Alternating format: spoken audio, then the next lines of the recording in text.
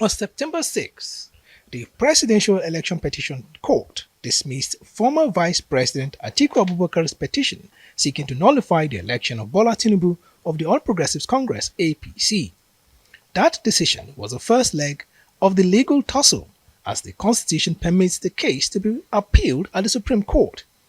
Atiku, who is the presidential candidate of People's Democratic Party (PDP) in the February 25 polls, is convinced that the APC presidential candidate is encumbered by perjury allegations in becoming the president of Nigeria and is leaving no stone unturned to convince the courts to accept his case. He has therefore filed an appeal at the Supreme Court to set aside the decision of the appeal court, and he is hoping to provide additional facts to back up his case.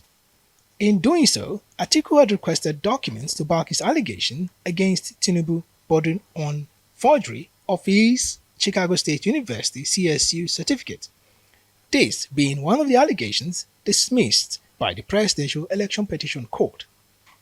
The admissibility of such fresh evidence by the Supreme Court is another issue, but Atiku is moving ahead as he strongly hopes to reintroduce the issue of forgery, backed with documents obtained from the CSU in his appeal, which he is pursuing at the Apex Court to counter the judgment of the Election Court.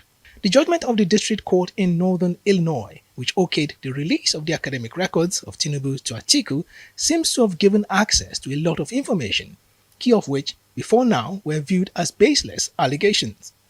The information on Tinubu's gender, for instance, is quite intriguing, even though the Nigerian president's legal team had previously blamed his being represented as female to clerical error rather than forgery.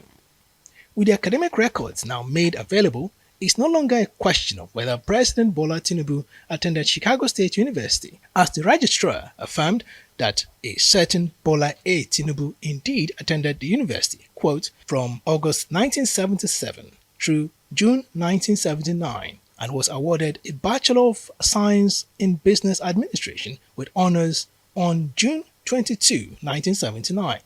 The deposition of the CSU documents to U.S. court was still ongoing at the time of filing this report. However, the problem for Atiku is that the Supreme Court is not an evidence court.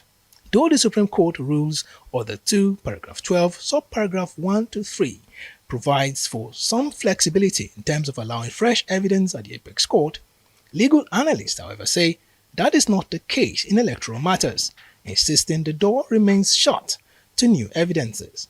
But the question that is not likely to go away soon is whether the APC presidential candidate submitted forged documents to Nigeria's electoral body INEC in the build-up to the presidential election, and what is the likely implication if that happens to be true.